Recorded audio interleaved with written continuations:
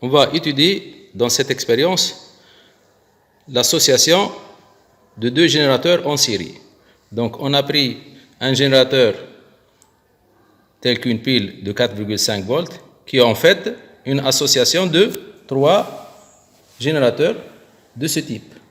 Donc, c'est-à-dire trois générateurs, chacun a une force électromotrice égale à 1,5 volts associés en série. Voilà. Donc, on a pris un générateur de FEM égale à 1,5 et le deuxième générateur, donc deux piles de ce type, donc associés en série. Donc, chacun possède 1,5, donc ça fait 3 volts. Donc, et on a branché un voltmètre aux bornes de l'association, 4,2, donc maintenant on a un interrupteur ouvert, donc 4,2 la tension aux bornes de l'association. Aux bornes du générateur G1, donc 1,5 à peu près, et aux bornes du générateur G2, 2,8. Donc vous avez toujours la tension aux bornes du générateur G1 plus la tension aux bornes du générateur G2 est égale à la tension aux bornes de l'association. Donc maintenant, vous avez la FEM du générateur équivalent est égale à 4,2.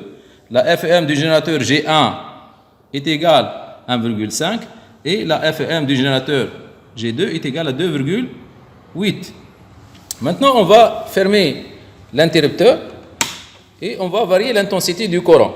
Donc, dans ce circuit qui comporte donc l'association de ces deux générateurs, l'ampèremètre, l'interrupteur et le rhéostat pour varier l'intensité du courant.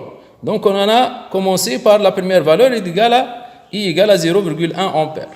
Donc, on lit la valeur de la tension au borne générateur G1. Voilà. On lit la valeur de la tension aux bornes du générateur G2 et la tension aux bornes de l'association. On passe maintenant à la valeur I égale à 0,2. Voilà, I égale à 0,2. On lit la valeur de la tension aux bornes de l'association qui diminue. La tension aux bornes du générateur G1 qui diminue elle aussi. Et la tension aux bornes du générateur G2 qui diminue elle aussi, 2,6. On passe maintenant à la valeur 0,3. Voilà. On lit la valeur de la tension aux bornes de l'association 3,77. La valeur de la tension aux bornes du générateur G1 et la valeur de la tension aux bornes du générateur G2. On varie de nouveau l'intensité 0,4. On lit la valeur de la tension aux bornes de l'association 3,63. La valeur de la tension aux bornes du générateur G1 et la valeur de la tension aux bornes du générateur G2. Là, on est sur calibre 15 volts. Donc, vous lisez sur l'échelle de 0 à 15. C'est-à-dire 150, on lit 150, 15 volts. Donc là, par exemple, vous lisez 1,2 volts, par exemple.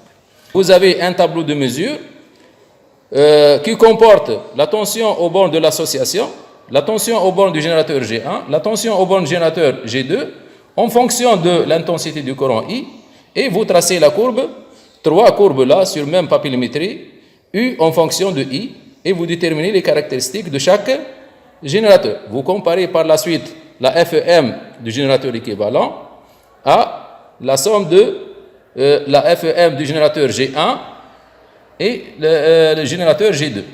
Puis vous comparez la résistance interne du générateur équivalent à l'association série à la somme des résistances internes du générateur G1 et du générateur G2. Voilà, merci pour votre attention.